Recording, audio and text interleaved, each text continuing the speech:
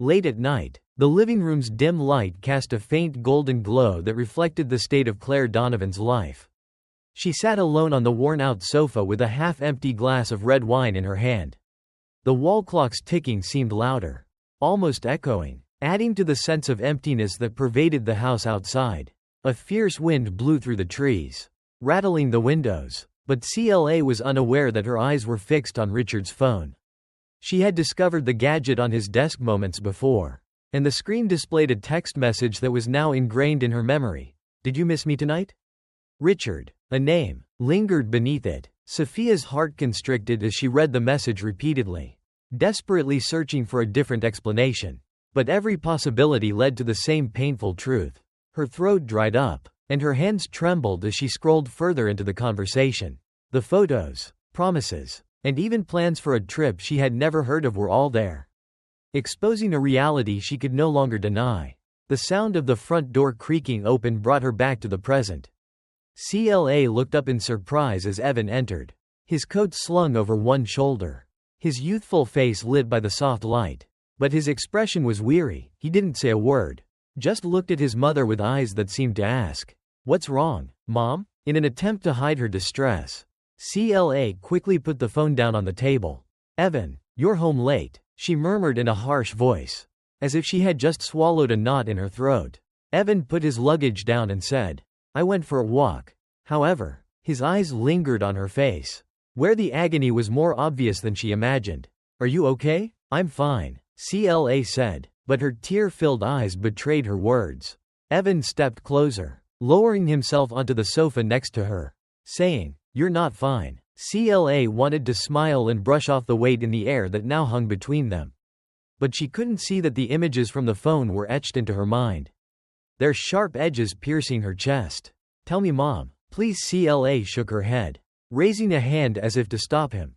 But the concern in his eyes weakened her resolve. For a fleeting moment she wanted to let everything spill out, to scream that she couldn't bear Richard's betrayal, that she had buried her entire life for a man who no longer loved her. But instead of speaking, she simply sat there, silent, her tears flowing freely. Evan said nothing. He reached out and placed his hand gently on hers, a simple gesture. Yet it carried so much comfort. His gaze was tender, but within it lay something deeper. Something neither of them dared to name. Claire didn't notice it at first, but in that touch a seed of something dangerous had been planted. CLA sat motionless on the sofa, her hands gripping the empty wine glass as if it were the only thing grounding her to reality. Richard's phone lay silent on the table, yet its messages echoed loudly in her mind, each word cutting through her like a blade. She felt like she couldn't breathe, her chest constricted by the suffocating weight of betrayal. How had it come to this? How? Her eyes went almost unconsciously to the corner of the room where a large, dust-covered canvas leaned against the wall. It was a painting she had started years ago but never finished. And CLA straightened her teary eyes, drawn to it as if it held the key to another life. A time when her world was vibrant, full of color and hope. Back then, CLA was a young woman with bright, eager eyes and a heart full of ambition. Art wasn't just her passion, it was her language. It was her way of connecting. Could the man she once believed in, the one who made her believe that love was eternal? Every brushstroke she made during those years felt like a piece of her soul coming to life. And every painting was a dream come true. Her art school professors frequently praised her work, calling it extraordinary. And CLA had thought she was meant to be a creative person who lived a life of freedom and limitless imagination. When Richard proposed, she didn't hesitate because she knew that his love would be the spark that ignited her art and pushed her to reach new heights. He loved her unconditionally, constantly expressing his pride in her talent and encouraging her to pursue her dreams. On quiet evenings, he would watch her paint while sipping his wine, saying, "The world is going to marvel at you. I'm sure of it." But life wasn't a painting CLA could control. After Evan was born, everything began to change. Richard became busier with work and his words of encouragement grew fewer and far between. CLA poured her energy into caring for Evan, convincing herself that she was doing the right thing, that this was her duty as a mother. Her brushes and canvases were tucked away along with the dreams she had so lovingly nurtured. CLA tried not to let regret seep in. She loved Evan more than anything in the world. He was her light, her one solace during those weary days, her little boy with his wide, Innocent eyes would often sit beside her while she painted. Watching in fascination draws me. Mom. Evan would plead in CLA would oblige, capturing his cherubic face on the canvas. She clung to those fleeting moments. Those small fragments of her passion, but eventually even those paintings were left finished. Her marriage to Richard transformed in ways she never imagined. He became a shadow. Always absent, and even when he was physically present it was as though he wasn't really there. Claire often asked herself if she had made a mistake in sacrificing everything for her family had been the wrong choice. Or had she simply placed her trust in the wrong person? The answers always eluded her. But the sadness lingered, a constant companion. Now back in the present, Claire's eyes remained fixed on the dust-covered painting in the corner as if it contained all her unspoken pain and unfulfilled dreams. Tears streamed down her face, unchecked and unstoppable. She didn't hear Evan enter the room until his voice broke the silence. Mom, are you okay? CLA turned to face him as he approached. His face etched with concern as he grew closer. Her son, now a man instead of a boy, had traces of the child she had once drawn's face. And his eyes mirrored not only her own but also everything she had been and everything she had longed for.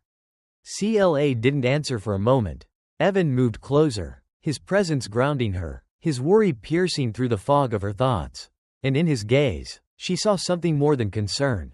Something she couldn't quite name. Something that made her heart ache and her breath catch.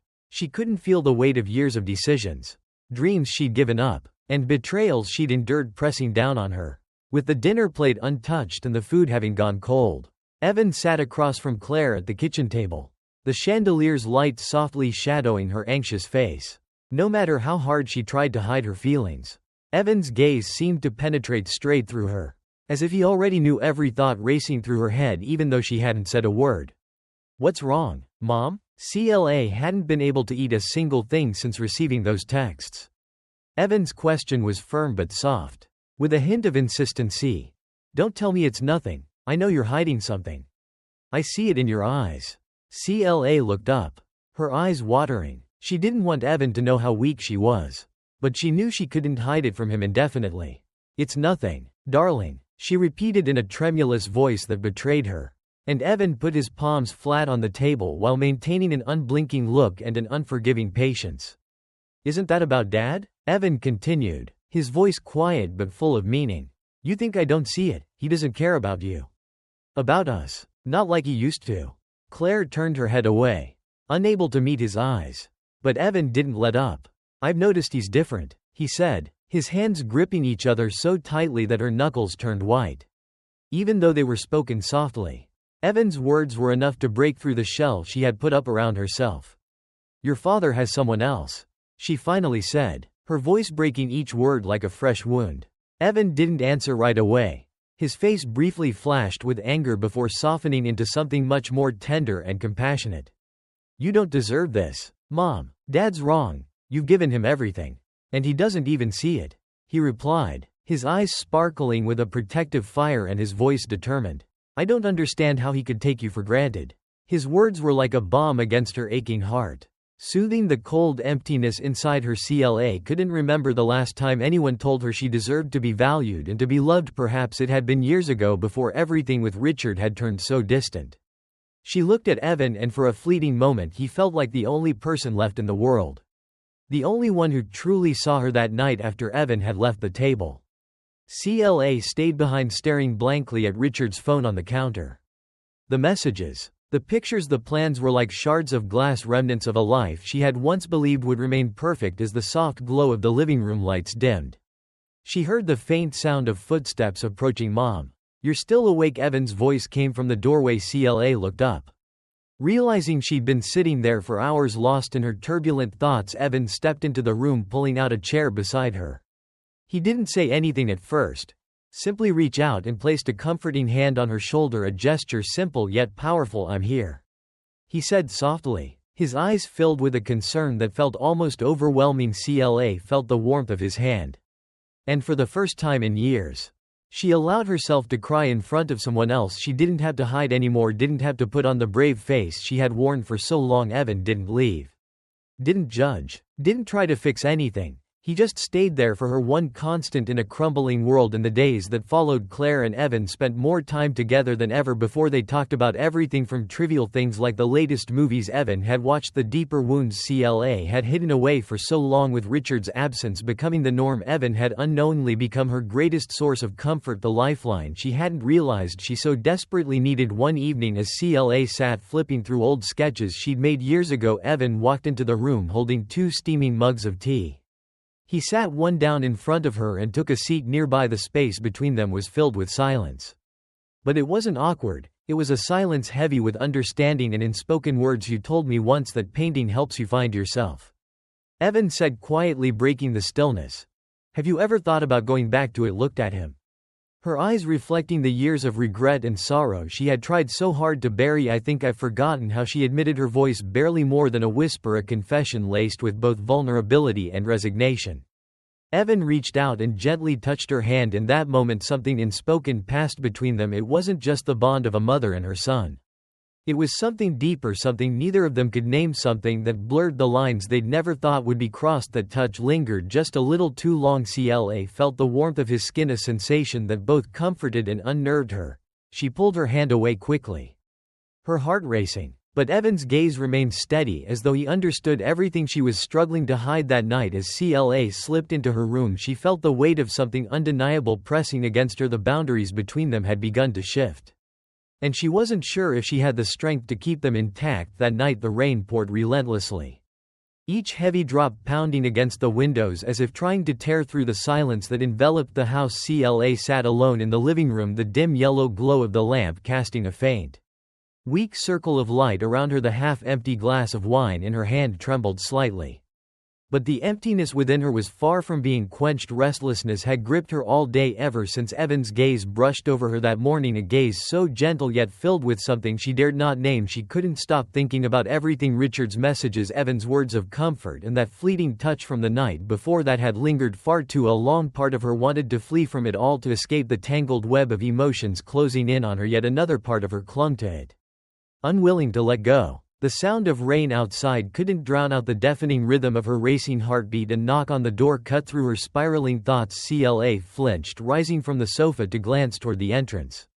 It was Sophia. She entered with her typical friendliness, her hair still wet from the rain. CLA tried to disguise the conflict brewing inside her with a forced grin.